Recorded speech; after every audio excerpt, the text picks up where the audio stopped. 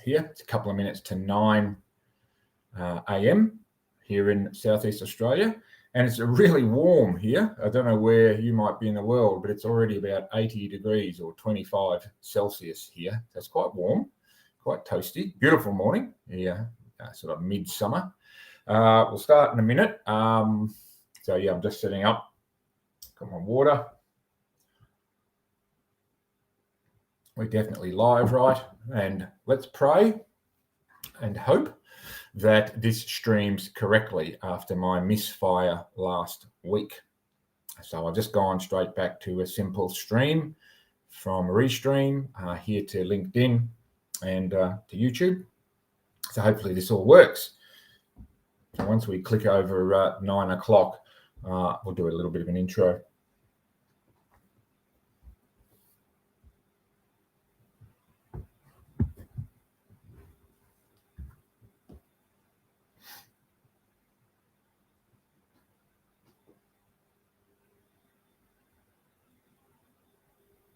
All right, we're getting pretty close. It's about 30 seconds to 9 a.m.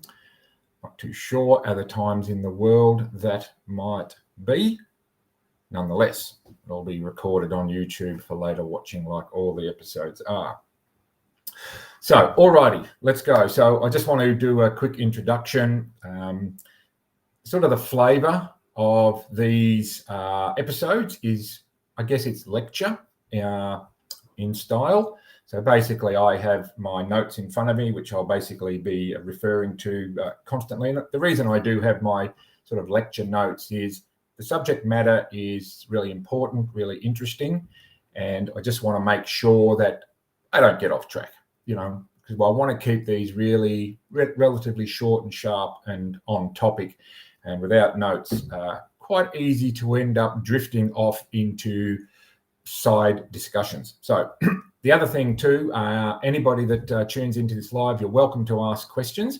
The way that I tend to roll is keep the questions till the end, so I can roll through the presentation or the lecture, and any questions that you have, I can answer them at the end. Okay, so let's get going. Now, as you probably know from when I introduced this episode during the week, sort of the subtext was the lion mindset versus the jaguar mindset, the stalking hunter and chasing hunter mindset versus the ambush lie in wait patient hunter. So hopefully that intrigued you a little bit, and I will dive into that during this discussion, but I'll come to that in a minute. So for now, how do you build a winning trading psychology mindset? That's what we're talking about.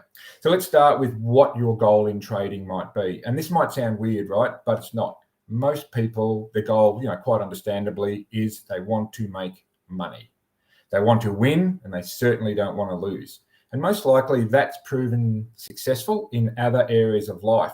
And so what happens is they bring that success formula about winning to trading, and they get into it, and all of a sudden they discover something is really, really wrong. Now, why didn't somebody say something to you, right? Because you're unprepared for suddenly, I can do it in simulation trading or paper trading when the money's not real. That all works and I make a profit. But suddenly when the money gets real, all sorts of stuff starts happening. And, we can no longer actually trade the plan and plan the trade. And it's just boom, it's totally different. So you're looking at that goal you set for yourself coming in and saying, yeah, I want to win. I want to be financially successful and I want to make money. I mean, who doesn't come in wanting to make money? And every day I get up thinking, I want to make money. Well, therein lies the great divide, where you're going to have to pivot in order to evolve into the trading mind that can actually produce success consistently.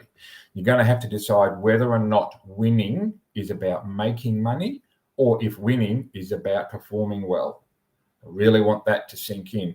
Is winning about making money or is winning about performing well? Keep that in mind. So, spoiler alert, it's about performing, making money, focusing on money. If that's the definition of winning that you bring into trading, it's not going to work. Performing well will.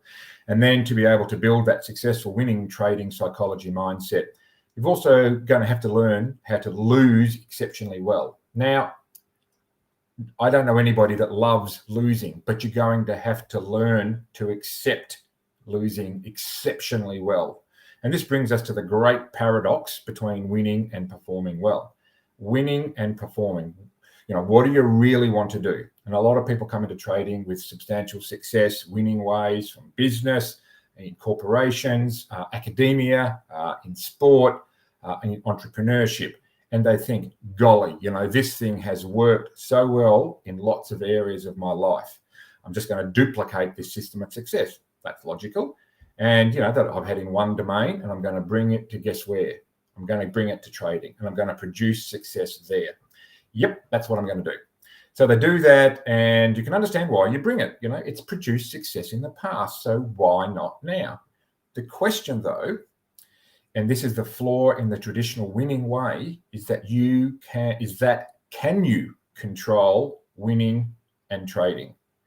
Not in your other business or corporation, but can you control winning in the domain of trading? No, you can't. And yet your entire brain is organized to be able to win versus being patient and waiting. That is what 99% of people bring to trading. And it's a great paradox, friends. And what I want to do is I want to give you an example of these two apex predators, the lion and the jaguar. Each is adapted for a very different environment. And don't get me wrong, I just want to make this point. There is nothing wrong with the success you've had in other domains. That's fantastic. And that works in a lot of other domains, right? So don't get me wrong. But the fact is that is completely normal and underpins why most fail at trading, above 90%. So what's required to succeed in trading is diametrically opposed to what is required to succeed in almost every other domain. And the problem is we are programmed from a combination of our ancient DNA, our caveman DNA, as well as our lived experience to utterly believe that our brain is built for that environment, not for the trading environment. So that gets programmed into us. And the example I want to give you is the difference between the lion and the jaguar, as I said. Now, one hunts on the savannas of Africa in large packs that constantly have to be breeding and building more population because they stalk and attack, right? And they end up having lots of injuries, right? They have lots of losses, major ones. I mean, you get kicked in the head by a big buffalo, for example, most likely you're going to lose your jaw and die. You get gored by a large impala and it punctures a lung, right? You're not going to survive that. So the lion has to breed a lot. They have to replenish their capital. They have to have more bodies for hunting because they hunt in packs. That success story works well in those circumstances where they have the ability to breed very large amounts of cubs coming up to replace all the losses. Okay, now look at that same lion, incredibly successful in that environment, and take him into the Brazilian rainforest, and guess what? He starves. Yet there's another apex predator, the jaguar, and what he does has a completely different strategy. He's not stalking, he's not chasing. What he's doing is he's ambushing. He's an ambush predator. So ambush predators have a lot of patience. And what the jaguar does, he climbs a tree, goes out on a limb, looking right down to where the deer is going to pass. It's a setup. And he waits patiently. And you might look at the jaguar and waiting patiently for the deer to pass through his trap and think he's being lazy. No, he's just waiting. He's not sleeping. He's not being lazy. He's calmly waiting for dinner, for reward. Now, when the deer comes into that trap, into that setup, the jaguar drops down from 20 feet with a big head of momentum, and he hits the deer in the head and bang, uses these really powerful jaws to crush the deer's skull. Bang, game over. That's it. Now, the deer either drops down dead. There's no struggle. There's very little loss. But if the deer happens to get up and run away, right, what does the jaguar do? It doesn't chase the deer. It cuts its losses. It goes back up into the tree, out back onto the limb, and waits for the next deer to show up in the setup. Now, sounds a lot like trading, doesn't it?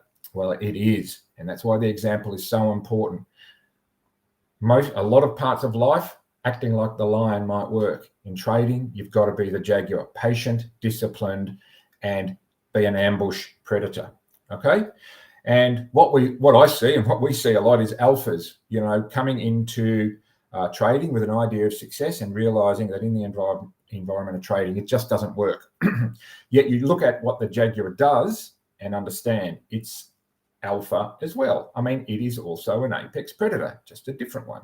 And if you've ever been around one, you know what I mean. And what you see is they hunt very differently. They're patient, they're focused, they're ready, and then they ambush. That is the whole point. I want to really sort of ram that point home.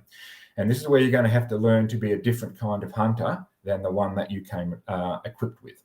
And this, my friends, is where you have to begin to realize that you are going to have to involve the trading brain. The one that you brought with you, okay, it was built for the African savannas. It was looking out and finding all sorts of reasons to be fearful because we were hunting a type of animal in our caveman past, right? And all those lions, tigers, and bears, they're gone now, right? But we're still here. We still carry that ancient DNA in our genome. So our hunters went out and they stalked, and we stalked big, big prey, okay? Yet we take that mind and we take it to trading, and there's a couple of really glaring problems. One is that the brain is built to win. It's built to control, particularly to control outcome. That was our evolutionary advantage, why humans rose up and prospered. And that is still hardwired, as I said, into our genome.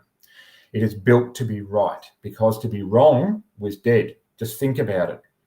You're out in the ancient caveman past. If you got it wrong, you were somebody else's meal, some other creature's meal. So that need to win, to be right, was hardwired in at an early stage, and it became an advantage in our evolutionary process.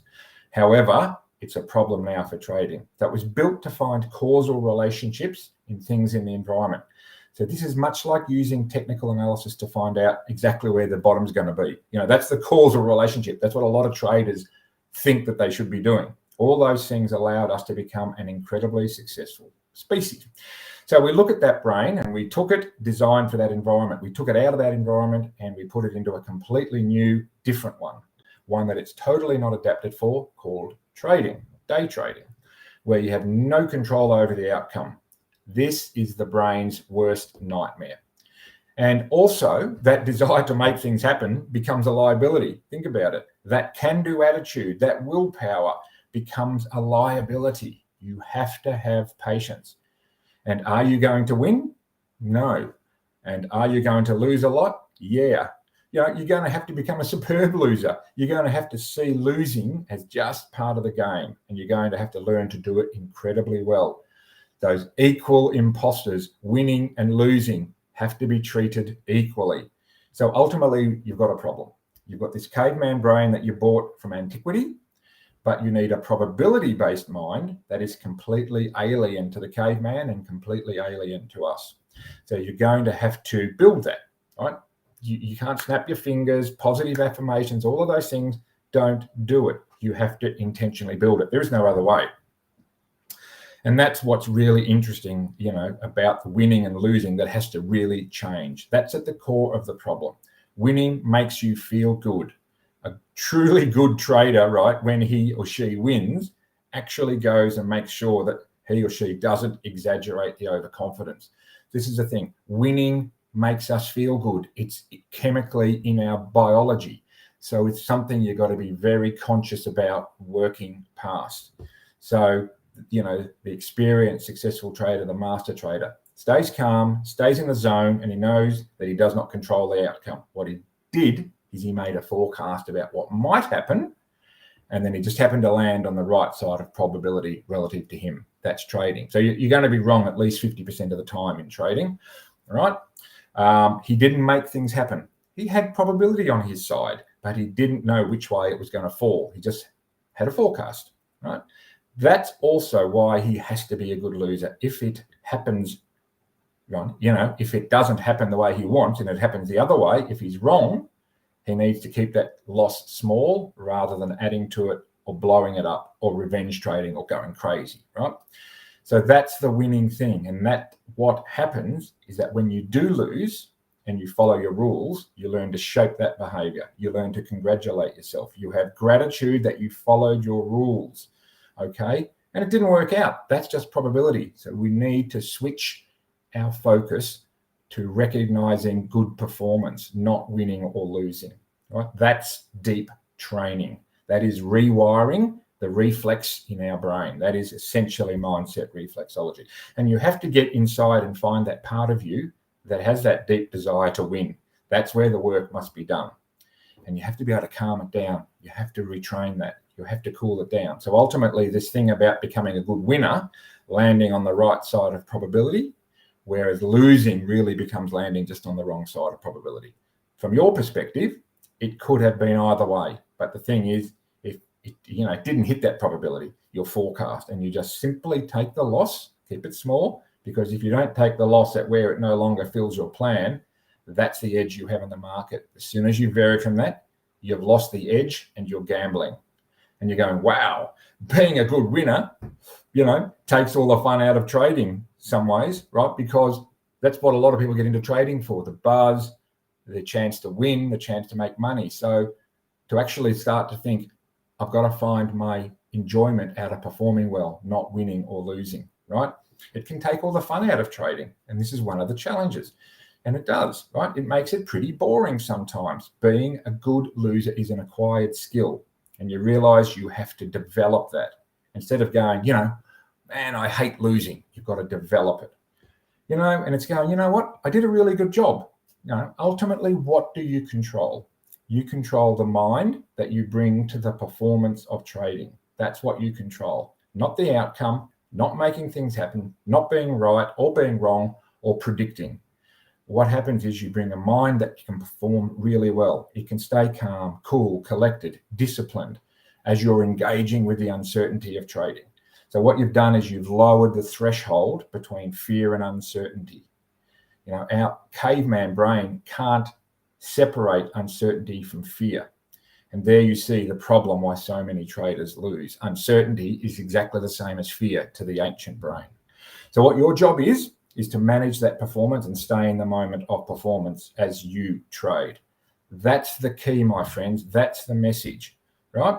So I would really encourage you to watch this episode over again, whether you're a beginner trader, a curious trader, an experienced trader, from a retail trader perspective, even if you're a wholesale or institutional trader. This information is critical to bring a mindset edge to allow you to execute your system edge very, very well and consistently. So come and learn, watch this episode over again, go and subscribe to the YouTube channel so that you can watch these episodes anytime you like. Find out more, check out my website, read some more information, watch more videos, kind of look into it and see what the programming actually is, right? And I hope that you will see where the work needs to be done to start to retrain and reprogram the mind you bring to trading. Okay, I hope you've enjoyed this episode about the lion mindset versus the jaguar mindset, the stalking, chasing, and suffering losses mind versus the patient, disciplined, ambush mind. That's what has to be intentionally built. Thanks everybody for tuning in wherever you are in the world. I really appreciate it. I know it's at some wacky hours at different places in the world. So 9 a.m. my time here just happened to be the best sort of middle ground with timing. But hopefully, if you want to watch this episode again, head over to YouTube and check it out. I'll end the recording now. I don't see any questions waiting to be asked. So thank you for tuning in, and I'll see you on next week's episode. Take care.